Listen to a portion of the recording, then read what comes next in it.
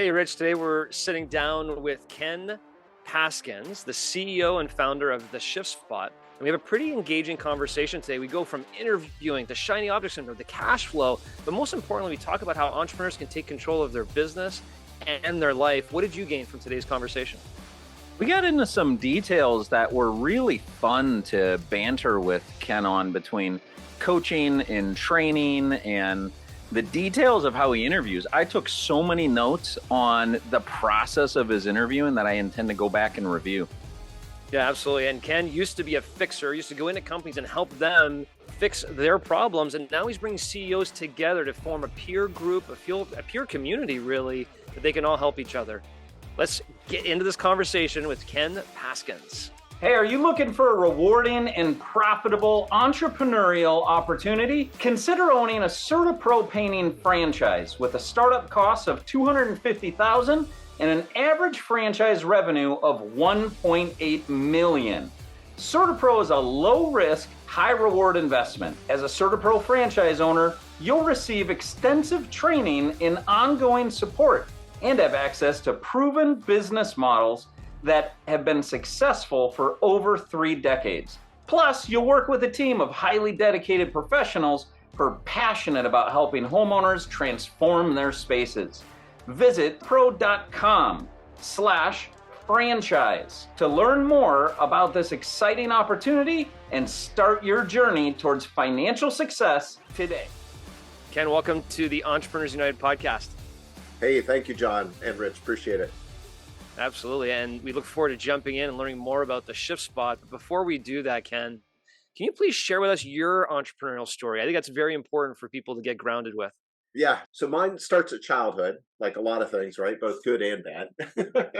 And I was explaining to both of you, I grew up in Noblesville, Indiana, graduated from Purdue there. But my parents were the type of parents that put all their money on Red 32 and rolled the dice, and sometimes it made it and sometimes it didn't.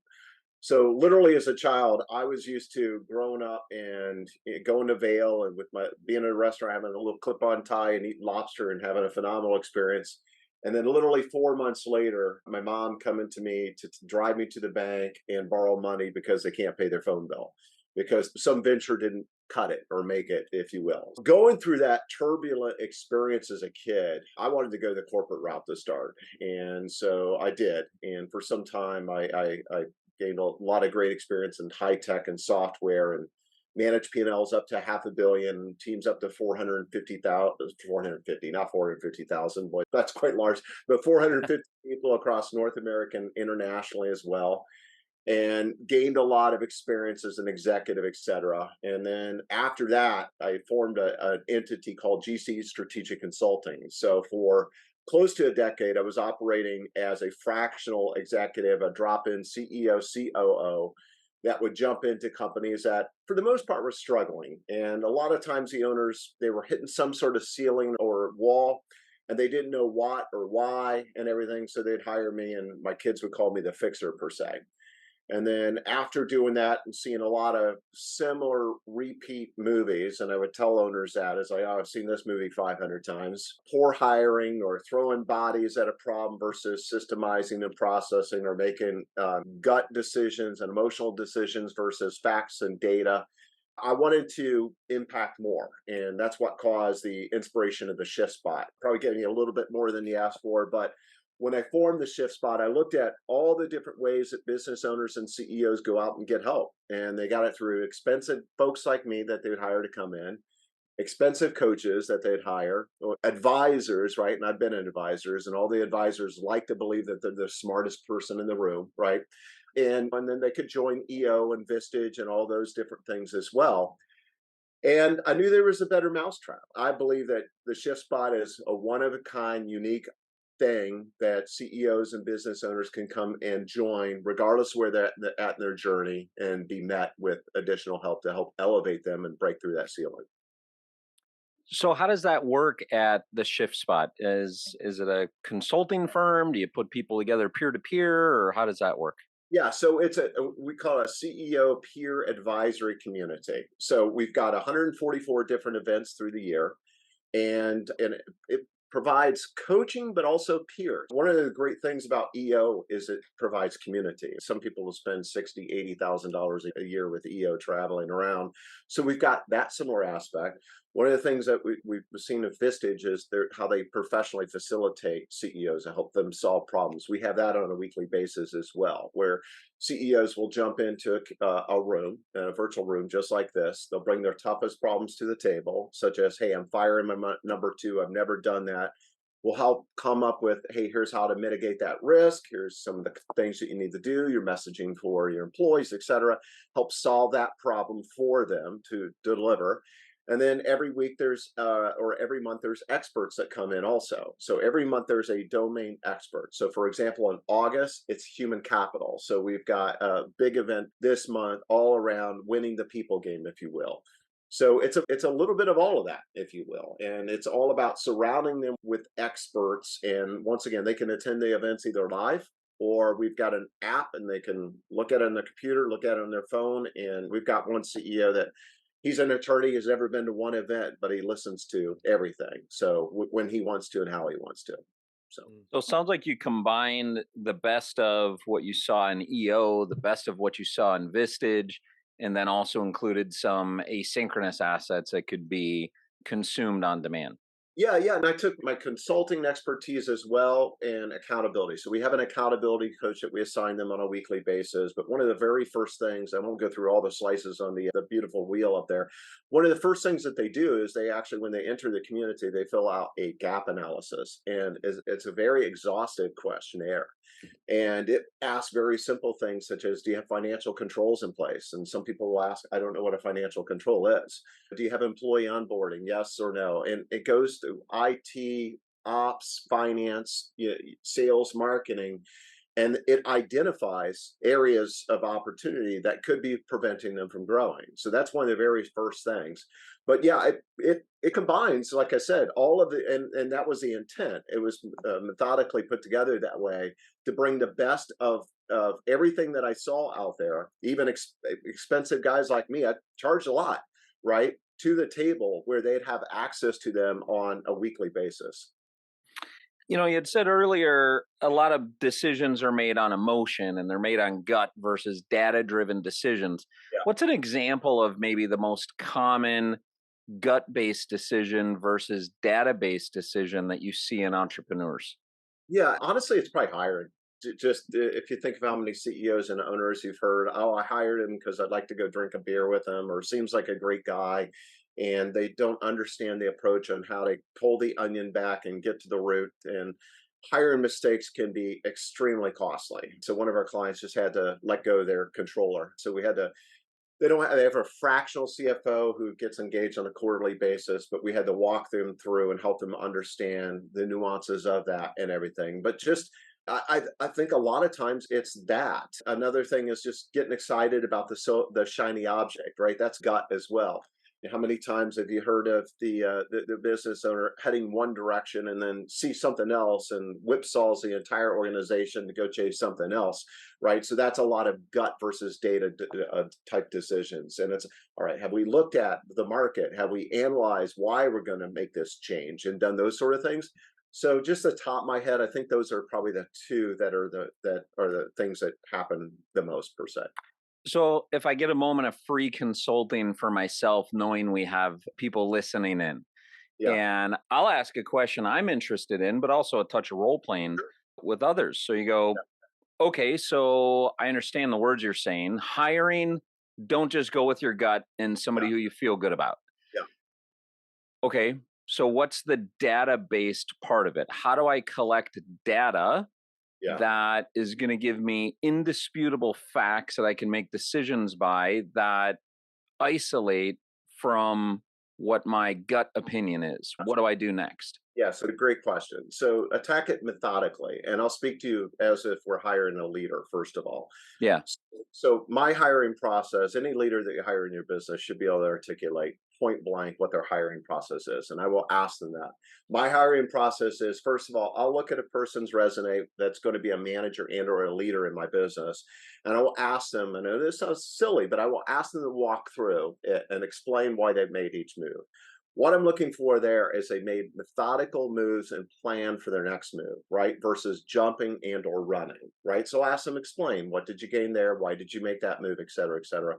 If I see that as a fit, I also like to run them through different testing scenarios as well, such as anything behavioral, DISC, Myers, you name it, and also cognitive, not cognitive, but cognitive. So Colby, for example, that gives you insights into how they like to, what sort of tasks they like to execute and perform in the best, if you will. And then, but also let me toss out there, a lot of people don't know this. You cannot hire someone because of their testing, right? So that's illegal. You can use it as a piece of the puzzle to assess the individual. But then as you're interviewing this leader, make sure that you have a thought through process. So if you're the very first person, have an exact process of what you're uncovering versus the next person and pass it forward. But for any leader, I like to break it down into these basic components. Go into human capital start, right? So what is your hiring process? Once again, they should be able to articulate and spit it out. It's not, oh, I go to HR and they do this. If they can't rattle off exactly how they do it based upon experience and mistakes they've made, then that's a red flag. The next area of human capital I like to dig into immediately is, have you ever fired anyone before? And there's a purpose why I asked that first. Most of the time, people are going to say yes. After you get into that and walk through examples, the next question is, when you've been reviewed in the past, have you ever been told that you fire too fast or hold on to people too long? Sometimes it's easy to fire. Sometimes people will hold on too long. So I want to get insights into that as well. And then sometimes there's people that fire way before it's time. So then I'll flip it back on them and I'll start to dig into, explain to me a time where you've mentored somebody up and saved somebody. They weren't performing, and what did that look like? And I'll go into depth, right? So when I mean into depth, I will ask them, they'll say, yeah, I had this one person, Susie, and I turned her around. How did you do that? I did this. Okay, what was next, etc. So just continue pulling it back. Some call it peel back the onion. I call it peel back to the bone until you get to the truth, if you will. The next area I like to get into is communications, right? Communications as a manager, a leader in the business is important. So I'll try to get into and dissect, how do you communicate up? How do you communicate down? And how do you communicate across the organization? What is that cadence? What I'm looking for specifically with their people is I have some sort of structured call on a weekly basis, either individually and or in a team component, right? Then I'll ask a very vague question such as, hey, how do you manage your department or run the business? And I won't feed them any information there, but I'll ask that very specifically. What I'm looking for is I'm looking for somebody to say, I use a scorecard, I use data, I use information. If they do say that, and even if they don't, I'll say, do you ever use it? I will have to toss them the softball at that point. I'll ask the question, how did you come up with those KPIs or metrics? What information was used? How many did you use? How much of an advance of a head start did that scorecard give you to identify problems? When you identify a problem, what do you do at that point? Do you try to get to the root cause of that and solve that? How do you use that? Another area to get into is project management, because each executive is going to own some sort of strategic project eventually, right? Hey, we're implementing a new CRM or an ERP or a new process or something. So I'll dig into that and ask them questions such as, what resources did you need? How did you utilize those? What was the impact to the business? How much did that cost? So peel the onion back into that area, and then get them to explain cultural fit and also manager fit, right? And keep that very open. But that's the framework for a leader that I use. And then any red flags that are identified through that process, say John is next in the process, make sure you go to John and say, hey, look, we talked about the hiring process and I drilled down, but I still feel very uncomfortable. John, I need you to dig into that. I need you to understand how tight they are, because hiring can be extremely expensive, and we need to get to the root of that. What could be going on there? And then it's just assessing all the information. References are important, but not just, hey, John, tell me about Rich. Hopefully it's going to give John a good reference. It's, hey, Rich, John listed you. Who's somebody else I could talk to that knew John, right? John worked with Ken as well. Ken's not been given a heads up, right? Ken might have different references and information. Looking at that, looking at the testing, looking at all of that information paints a picture of what the individual is about and how they operate. But granted, you don't know until they're actually on board, unfortunately. There's still some people are people, right? But I believe firmly if you follow that process, that methodical process, you can keep yourself safe. One of the keys I think you threw out early on before you went through your process, which thank you for going through that, is being clear about what are you testing for and Yeah. passing that along to the next person. Yeah. Yeah. What I've seen is that is so important and that's so underused for the Yeah. person who's doing the interviewing or the selecting, if you will, for them to be incredibly clear about what am I testing for over the course of the next hour. And you can usually, in my experience, you can usually only pick 2 or 3 things Yeah. because that's about all you may be able to get to over the course of an hour. And then passing that along to the next person, I think everything starts there. If you don't know what you're testing for, then you're certainly going on gut. Yeah, you're going on gut, and let's face it. Let's just look at some statistics. I know that your listeners fit into this category. So we work with companies 100 employees or less, right? Okay, granted, that's 98% of the country, right?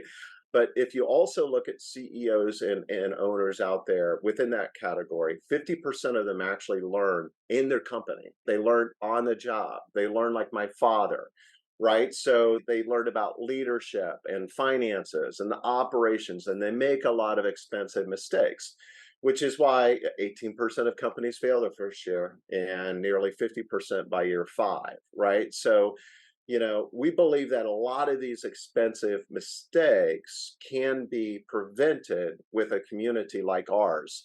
And a lot of owners, when I speak to them, just going back to interviewing and tying it back to your question, they're very casual. They don't take it serious most of the time. It's like, hey, John, talk to me about your current job. John, what do you do for fun? And What are your top 3 strengths? yeah. What are your top 3 strengths? Yeah. And some don't even understand the right questions to ask. And I'll be honest, I literally have probably hired and fired at least 1,000 people in my career. And those things can be expensive. And the thing that I take most seriously about is anything I've ever done is hiring and advising owners when they're hiring, because if you make that mistake, it can be very costly. My assumption, and it's an assumption, so I want to throw it out to you to have you either validate or invalidate it, is I'm assuming you're not entirely throwing out gut. Like you're not saying your gut is worth absolutely nothing, because I could go through all these data-driven things and I can go, but something just doesn't feel right and I don't like the person and I don't know why. And I don't think the people they'll work with are going to like them either. Okay. And I don't know why, but it's just my gut. I'm assuming you're not going to say hire him anyway because the data says no. So Rich, you had me until the end. So you had me until the end because I was starting to think through that, and then as you continue speaking, that's the difference between culture fit and not a culture fit, right? That is, do they fit our core values or do they not fit our core values? So, for example, if my company's core values are win at all cost, and Rich's core values are family, integrity, love one another, and all that, Rich is probably not going to fit into our organization very well, right? So if you look at those individuals and they're like, great on paper, great individual, solid, going to hit it out of the park, but something doesn't feel right, I would dare to say that 99% of the time, that's because they're not a cultural fit. Interesting. It's probably something in the culture and core values.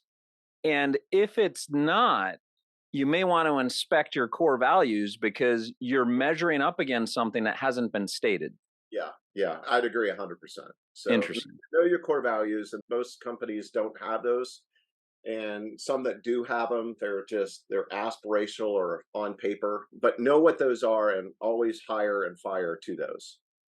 Guys, I'm going to provide my 2 cents on this interviewing session, and then I'm going to change I things didn't in a expect different. it to be an interview. I'm going to take us in a different direction. I think it was fantastic, Ken, by the way, because I think I do agree with you. The more I think about it, the amount of errors that we make as entrepreneurs by hiring the wrong people. And then you look at the people you hire that are A players in your business. Oh my gosh, I wish I could have 10 of these Yeah. individuals. And I think it's a massive problem. I know Rich and I, right out of college, we got trained on how to interview, and we would shadow each other and evaluate each other and provide feedback to each other. And then we get certified in interviewing. That doesn't happen in a lot of companies. Actually, that doesn't happen in probably 95% of the companies. And there's a massive skill that lacks in leaders on how to interview properly for everything you just talked about. So I appreciate you guys diving deep into that. I think that could be an episode in and of itself Yeah. of how entrepreneurs really need to focus in this area.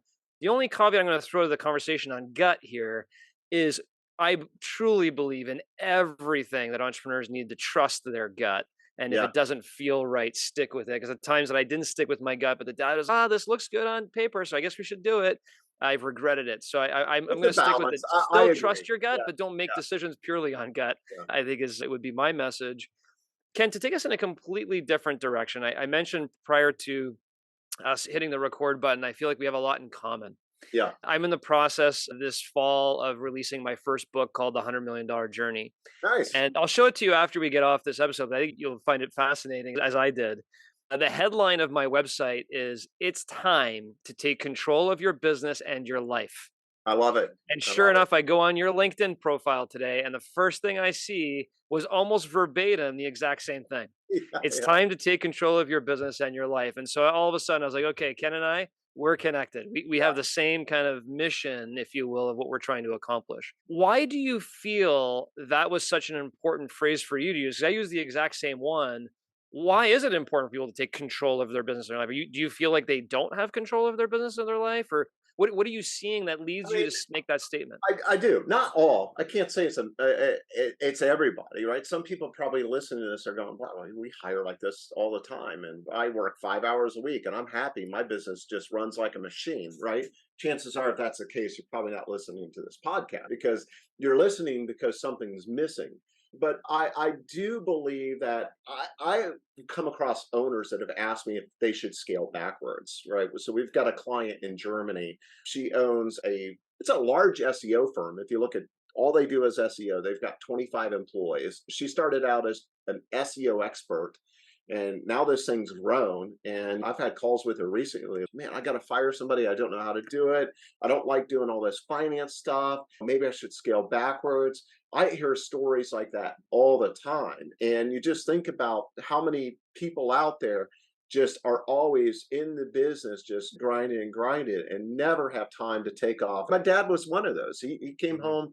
I don't know your ages, but I'm assuming we're close to age. I remember as a kid, him getting home at 11:30 on Friday nights from the restaurant. And I remember watching Fantasy Island and Dukes of Hazards and eating tacos. And that's what we did as a family on Friday, and wait for dad to come home late. And then we wouldn't see him Saturday. And he was just gone all the time. So I do believe, and John, I apologize, circle me back, rein me back into your original question, if you will.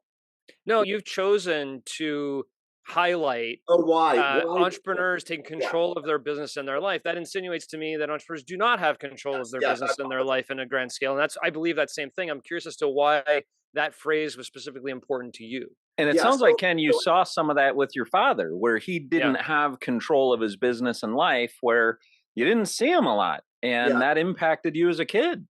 That's correct. There, and then just the other owners, as I've worked with them from a fractional perspective, I just saw a lot of these things repeat, and they would not put these key pillars in place to help them actually scale and elevate.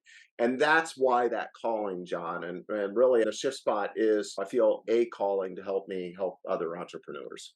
Makes sense. And I feel the same. To be quite blunt, back to your story of this entrepreneur overseas was like, should I scale back my business? I think a lot of entrepreneurs run into the growth paradox, right?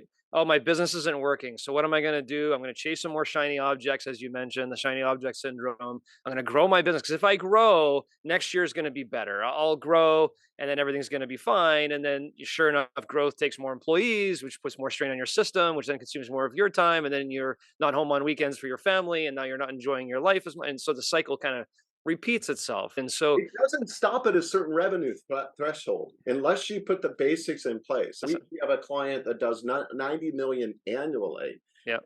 I'll just call him John. It's not his name. John was like, boy, I thought it'd get easier at 25 million, 30 million, 50 million, but I'm still running around like a chicken with my head cut off.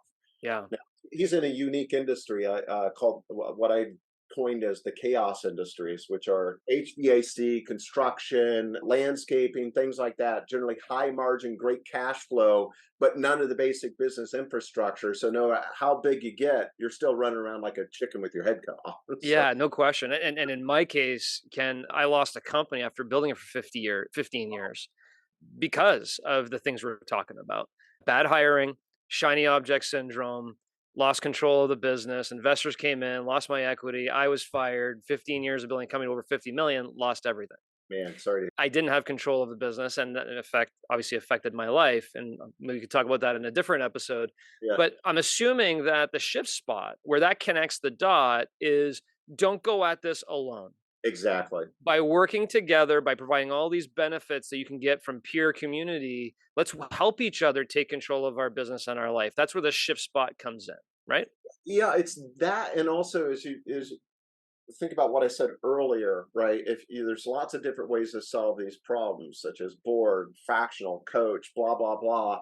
But if you look at those, I started to look at those as a fractional person. I would jump in and I would help them. I know that. But my optics were singular. It's like, all right, how does Ken do this? But so the shift spot, we actually surround them, but with other CEOs and experts. So you have lots of different ideas and suggestions and advice to actually support you. So Yeah, no question. And I loved your perspective because the definition of an expert, right, is somebody from out of town is going to tell you what you need to do with your business, yeah, right? And the reality is, I could step into your business, you could step into my business. Just somebody with a fresh perspective can probably see the things. Hey, you should probably do a little bit more of this, but you yeah, pay a lot of money for that, yeah. and to have peers who can help each other in that respect probably makes a lot more sense. I was curious. You talked a little bit about the Vistage and EO versus what you're doing. What is your view on executive coaches or entrepreneurial coaches, like the one-to-one relationship? Like, for example, an executive working maybe directly with you, if you offer that to have that coaching from this one-to-one relationship Right. versus the peer coaching. What is your view on the differences and why entrepreneurs should consider one versus the other? Yes. So I have coached other CEOs. That's not my main line and what I've done. Some have reached out to me and say, I just want to coach you. Most of the time I was operating, like I said, just dropping in and taking over and doing. But I'll be honest with you, maybe I'm a little biased. There's a lot of professional coaches out there that are teachers, but haven't done Mm. in my experience, right? I know I personally have a friend who's a great coach, and he's got all these great credentials, certifications. He travels around the world, but he's never managed a team greater than five. He's never owned his own company. It's all textbooks and intelligence. And I do believe you need to surround yourself with both textbooks, but experience as well, and good experience and different experiences. So I don't know if that I answered your question, John. I think what I'm reading there is if you're going to work with somebody one on one, make sure you find somebody that's been where you want to be, has been there, done that, learned, Yeah, failed, yeah, succeeded, whatever it may be. Not necessarily a coach who's going to be a pat you on the back, let's go and speak from inexperience. So I think that's a very wise component. And I think to your point, some people may want that personal one on one. Some people may want the peer community where they can learn from a variety of different people. I guess everybody has their own choice on that. yeah. And not to say that one-on-one can't be a good thing, it can. But just remember, as you get that, I've seen a lot of owners put all their money and bets on that one-on-one relationship with somebody that may have no business acumen, but they're guiding them and listening to them and becoming a friend and a therapist versus telling them exactly what they want to hear or need to hear versus what they want to hear. So I would just, my advice is expose yourself to as much information, as much help, surround yourself as much as you can. Don't go at it alone. Don't isolate yourself. And the best of the best get help, right? I'm not a Tom Brady fan. Right? So I'll just admit. But I lived in Colorado for years, and I grew up in Indiana. The Colts and the Broncos were not fans of the Patriots, right? But if you look at Tom Brady, he had the best of the best surrounding him all the time. And what did he do before every game?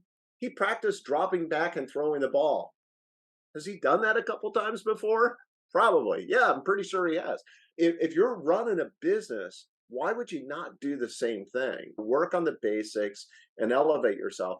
And keep in mind, it's not just for you, right? It's actually for your employees. If you're better, your employees are better. If your employees are better, your clients are better. It's a complete circle.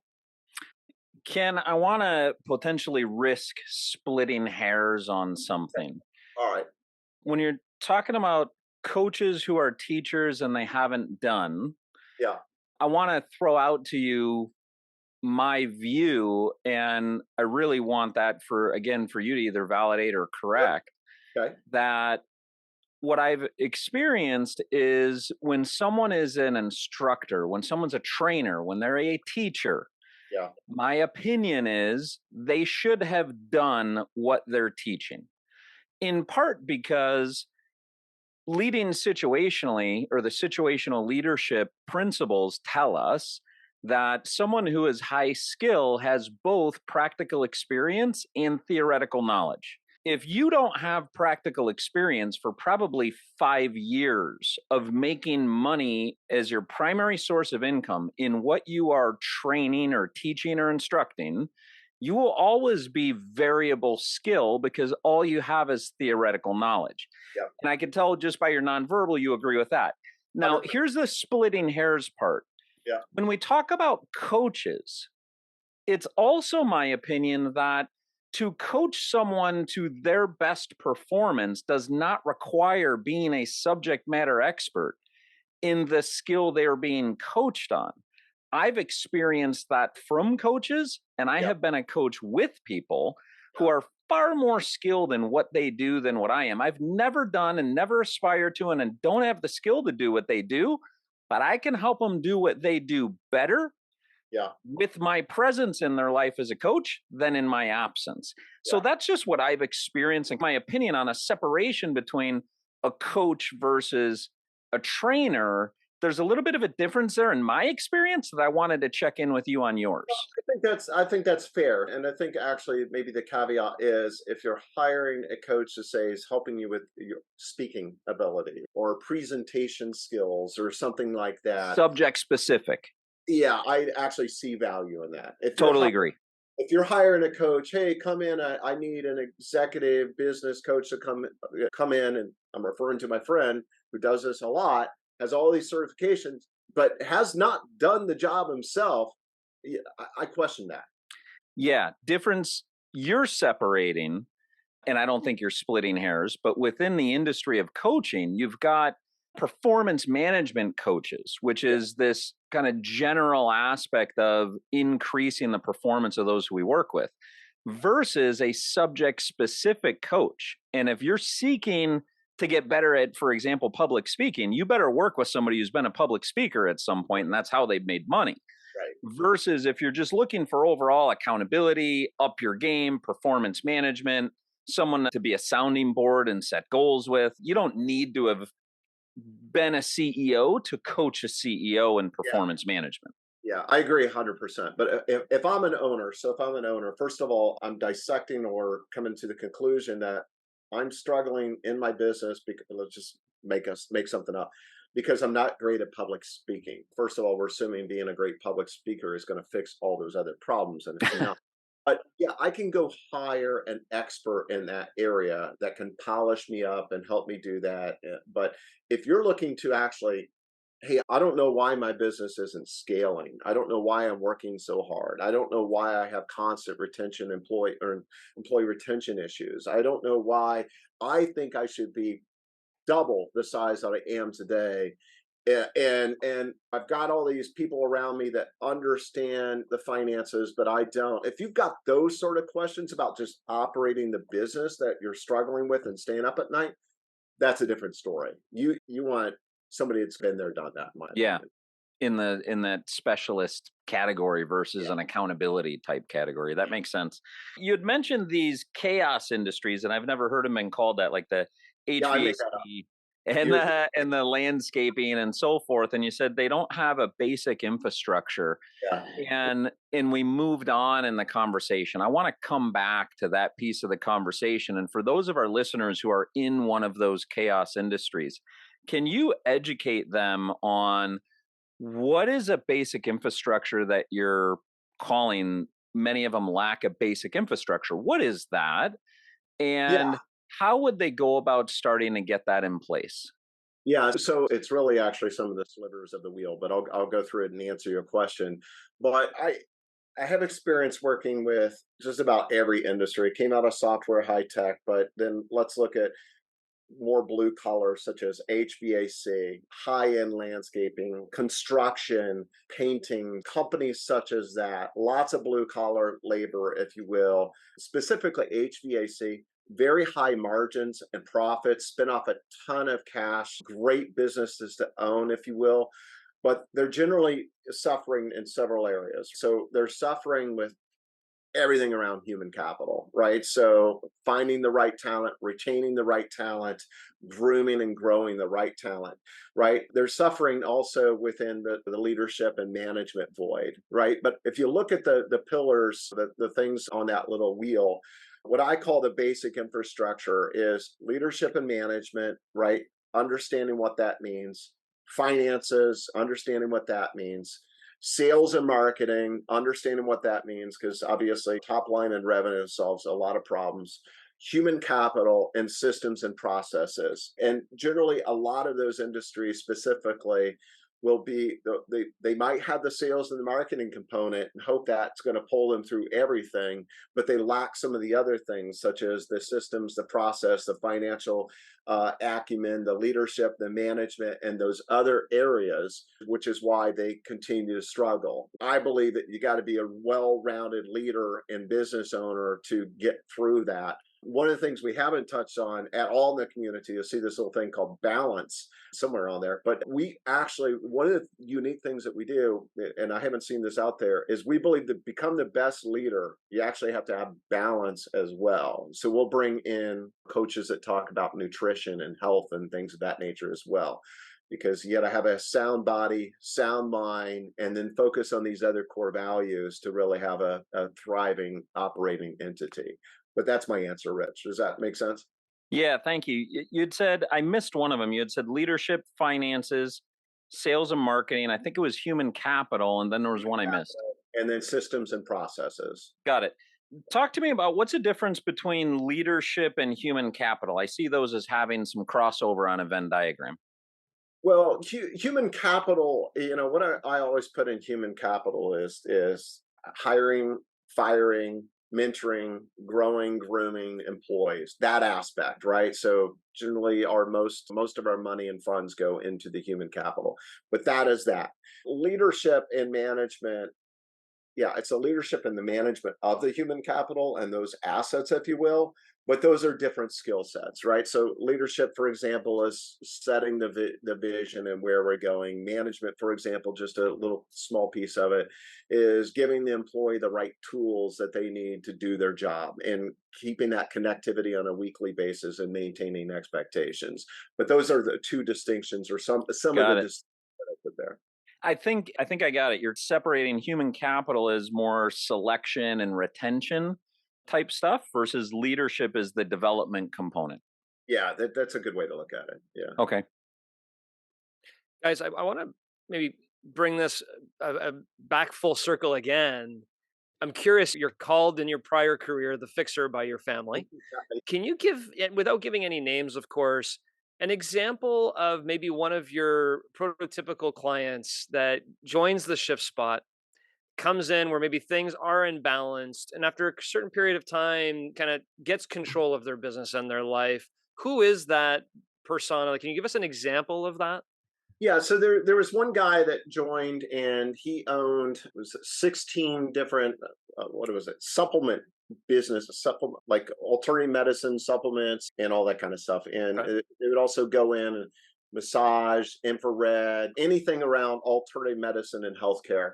And he also had a very large online presence. And this business has been around for 20 years, and he's had all of his employees or his executive staff with him, uh, 15 of those years, if you will. So they grew up together, had this tight relationship and everything. And he was struggling from a cash flow perspective. And he brought that to the table. And one of the problems was, look, I've never done a layoff before. And he exposed that to the team. and I think I'm going to have to lay off some of my staff. And we dug into that. And what appeared to be going on were several different things. That one, he was taking full accountability for all the issues and errors in the organization, meaning that his executive team was making him the owner of it. I can't think of an exact example, but problems would come up and they would hold him accountable and flip it on him versus him holding them accountable. So we worked through several different things. We helped him recast and reestablish his vision, and also then made him recast and establish what the expectations were in his executive team. But then we also looked at the problem differently. And I wish I could have said that I came up with this, but I didn't. It was another guy that owns a software company, about a $20 million strategic it's an application that helps you develop and drive your strategy across your organization. Should we look at the top line as well? So we can look at cutting, but what about the top line? So we looked at that, and we actually, as a group, came up with a way to repackage some things and actually put together some membership packages for folks as well, and actually increase pricing. So after he did that, within a couple months, his top line took off significantly. And he never had to actually terminate anybody. So we impacted the top line to help him with what he thought was going to be a layoff. And he's got his team now, and he executes and talks through his vision on a regular monthly basis. They understand what the expectations are, and things are in a better place. That's fantastic. It sounds like a similar concept that I love is by Vern Harnish. He wrote a book called Scaling Up. And one of the things in the book is I like the that. cash section is the power of one. Yeah. Right. Which is how you can move your business by 1%, right? Increase your pricing by 1%, Yeah. reduce your COGS by 1%, change your AR days by 1 day, and how the effect can be on cash flow. So it's great that that came around, because cash flow, you mentioned earlier, some of the issues with entrepreneurs run into, hiring being one, shiny object syndrome number two. Cash flow probably is that number three type Yeah. of related issue, right? That entrepreneurs run into, and have those peers that can help guide you on what they did in their situations. I'm sure most, if not all, entrepreneurs in your situation have dealt with cash flow issues. So Absolutely. that's fantastic. And I think one of the benefits that I saw as well with the Shift Spot, which is putting your money where your mouth is, is you provide a money back guarantee. So tell me about that. If I'm an entrepreneur thinking about this and I'm thinking, you know what, this could be interesting for me. Maybe I can gain from this. Maybe not. I'm not really sure. Tell me a little bit more about that, because that kind of removes the barrier for entrepreneur thinking, well, I have cash flow issues. I don't want to go spend more money doing this, but maybe there's a reason you should. Yeah, so so go look at the website for all there is fine print in there. But basically, if you don't see the results in working with us, we're going to give you your money back, right? So, and we've got all the details in there. It does include accountability from you, meaning you can't sign up and never attend and not do anything. This is a relationship, and we are getting married to get you to the next level. But if you put skin on the game, show up, put in the work, and we do as well, then we guarantee that you're going to have an improvement in your business from both the top line and bottom line perspective. That's excellent. Ken, I want to give you my interpretation of your logo. Okay. And if I'm interpreting it correctly, I love it. If I'm not, I don't know. Maybe I love it. Maybe I don't. All right. So for those that are just listening, it has shift, and the S in shift is blue. And then it progressively transitions blue to black between the H and the I. And then on the F, it goes back to full blue, and the T is full blue. The way I interpret that is you have a full tank in the beginning, and eventually you start losing some as the business goes up. And the shift spot in your logo is on the I, where when you make that shift, you go back to having a full tank. That's how I interpret the visual image of your logo. Is that accurate? It is now. I love it. That's what I saw, and I'm like, oh my that's gosh, actually pretty cool. Really, that's what that is. That is brilliant. That is like the best. Yeah, that's exactly what it is. I wish I could say that is what, and maybe it is. I'm not a marketing person. My partner is. My first company, GC Strategic Consulting. I couldn't think of a name. So G is Gabrielle, C is Chloe, and E is Emma. Those are my three daughters, right? My partner came up with the logo, the colors, the name, and all that. It is very possible that's what it means, but I'm going to use that going forward. I will tell you that. I'll tell you, it is a graphic representation of what a shift is. Yeah. And I think it paints the picture of a shift being necessary, that you start with this full tank. And the way that you have that escalating up is almost like growth in the business, but you're losing some of the blue. Yeah, And yeah, then yeah, when you shift, you get all your energy back again. yeah. And I just think it is a really good, brilliant graphic representation of what I think your business is about. Wish I could take credit for it.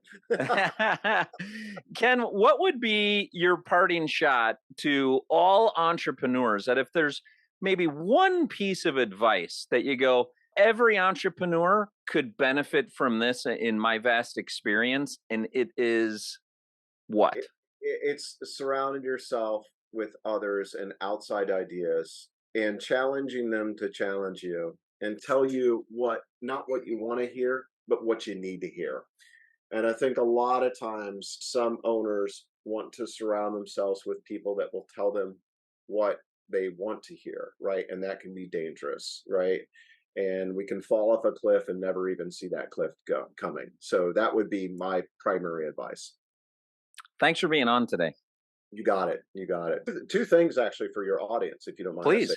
Yeah. So we've got a open event in August. We do this every couple months, and it's just for that one sliver of the experts, and it's winning today's talent war, if you will. We've got 80 people signed up for it so far, but it's at the shiftspot.com/win. And people can sign up for that. And we've got an expert that's going to talk through some different things. And it's starting next Wednesday at 11 Eastern. And it's every Wednesday thereafter. And then also, just for your listeners, if you go to the shiftspot.com/gap, I came up with this gap analysis in my consulting firm. It's about a $5,000 value. We use it at the Shift Spot. 2 of your listeners will be chosen if they go in there and use the code Entrepreneurs United. We will go through, we'll look at that, we'll give them feedback on some of the gaps in the business and area of the opportunities that they can work on today to improve. Excellent. Thank you for that. And thanks for being on today. Thank you. It was a real pleasure. Appreciate it. Please stick around for a few more minutes while Rich and I break down this episode. John, I obviously jumped in somewhere in the middle of the webinar and exposed some of my thoughts on this coaches who are teachers but haven't done piece. And he and I are very aligned on it. I got to say, I have experienced and seen in our system when we have people who are trainers who are very knowledgeable, and they pass that knowledge along, but they don't have the credibility of the experience themselves. They're often shortcut by the very people who they could be helping. And then if you put someone in that role who has the experience, they also have the credibility. They could say the exact same thing, but they have the credibility with their audience. So one of the reasons I share that with you is just to close the loop on my experience on why I dug in a little bit there, but also to share with our entrepreneur listeners. If you have a trainer who's training things to people that they haven't done themselves, I will tell you, take the borrowed experience and wisdom that I have. That doesn't work great, because eventually there's a loss of credibility and people aren't going to follow through on some of the advice that person's giving, even if it's good advice. They're not always judged by the quality of the advice. No question. Is that why you didn't hire me as a coach to train you on your triathlon? But in all fairness, first of all, congratulations. You set a goal for this year and went out and did it. And that was a huge accomplishment for you. But you didn't go to somebody who had never done it before. You're right. And said, hey, you read some books on how to do a triathlon. Can you coach and train me so I can be successful at it? Yes. That just does not work. However, what's really important within that definition is if you are looking for, if you're an entrepreneur looking for somebody to help you with your healthy habits or your nutrition, you don't need to go find an entrepreneur who's been successful in business, who's successful also with their nutrition. You need to go find somebody who's successful in his understanding of nutrition theory and practice. Yeah, so it depends on what you're looking for, right? If you're looking for a positive mindset and a growth mindset, you don't have to go find an entrepreneur who built the business that you aspire to do. You need to find somebody who is an expert in theory and practice of growth mindset and executes and practices that every day, right? So I think there's very good specialties there, but you're right. It all comes down to credibility But also what ends up happening in business for an entrepreneur specifically, if we guide it to that, the journey of an entrepreneur, right, is ups and downs through the transition curve of learning up and down. And you need to have somebody who's been there, done that, who's had those failures, has had those challenges, has had those successes, so they can also navigate you through them because they've been there before. As Yes. opposed to, yeah, I've never heard of that problem is. Good luck, buddy. It just doesn't work that way. So I appreciate you guys having that conversation. But more importantly, in this conversation for me, was really digging deeper into interviewing. And for him to say, after seeing all these companies he's worked with, all these CEOs, one of the biggest problems he sees is entrepreneurs using their gut for their hiring practice, as opposed to being more going into the data of is this person a right fit or not. Boy, in today's talent environment, if you do not master the practice of recruiting and interviewing the right talent for your business, you're toast. If we look at it on a scale, on the left-hand side of the scale is you use your gut. And the right-hand side of this scale is you use data. I would absolutely agree with him. I think it's very heavily weighted to gut. You came back at the end of that conversation with him and said, hey, but I wouldn't discount the gut. I don't think the risk is that entrepreneurs overly discount the gut or overly discount the gut. I think the risk is they overly discount the data. Let me say that differently. There's very little risk that an entrepreneur is going to let go of trusting an element of their gut when it comes to hiring. If you just don't like somebody and you can't put your finger on it, you're probably not going to hire them. Correct. Versus the risk is not getting into any of the data because you just love that candidate and you love how they connect with you and you went to the same school and you have similar experiences and you have similar contacts and people in common in your network and they talk the talk and you just forget about all this important stuff that he talked about between asking them what's their hiring process, going through and asking, have you fired anybody? And what are you more self-aware of, to hang on to people too long or to fire people too fast? And I'm not going to go through all the notes I took, but I'll say for him being a guy who's hired 1,000 people, he said, and I believe him, that's an enormous number. Oh my gosh, he was like on automatic with what his process is and including data in it. Yeah. I just think so many entrepreneurs really do need to include more data, but I don't think there's a lot of risk of people just giving their gut up. I meant what I said. I think we could have probably stopped the podcast there and or just kept down the track of interviewing. He provides such great nuggets. I took down a few questions I loved myself and I go, that's a good one. I need to add that to the repertoire because I do feel there's a significant lack of training, of shadowing, of being certified. And how are we going to interview people for this business to make sure that we're making the right decisions? Because one mistake costs you 10x the cost of that employee. So it's a really big problem. Just a difference, John, between doing an interview and then specifically what is behavioral interviewing. Yes. There are a lot of entrepreneurs that wouldn't know the difference between an interview and behavioral interviewing. And it starts there. We had a former guest, I'm struggling with his name at the moment, but we had a former guest that's all he did was interview and selection process and taught companies how to be able to do it. Yep. And we got into a really good, deep conversation on behavioral interviewing on that one. Yeah, no question. And I think ultimately this conversation with Ken really comes down to how do you surround yourself with people that can push you to that next level, help guide you to that next level so you don't fall off the cliff. And that could be other CEOs. It could be Ken himself. Wealth of knowledge right there. I can definitely see how he guides these mastermind groups, so to speak. But you have to surround yourself. And I think one of the big problems that I had as an entrepreneur is I'm too busy for that. I can't afford to do that. I didn't look at it the other way from the perspective of look at the return on investment I'm going to get from this time and the wealth of knowledge I can gain from all these people. And a lot of entrepreneurs go through this path and it's a lonely job sometimes. you run into a lot of problems. You don't know who to talk to. You don't want to bring it to your spouse and concern them. You don't want to, even as an entrepreneur, you don't want to bring it to your boss. You're concerned they don't think you know what to do in this situation. And so surrounding yourself with peer advisory groups is something that I feel is becoming more and more prominent. I think the trick is finding the right group. The right, because you can surround yourself in a group. I've been in a peer advisory group before. I'm like, I'm not really growing from this, and I exited. It just didn't seem like it made a lot of sense to me. So you got to find the right group. I think it's a really important piece, and I think with Ken and his money back guarantee and what he provides entrepreneurs could be a really good source.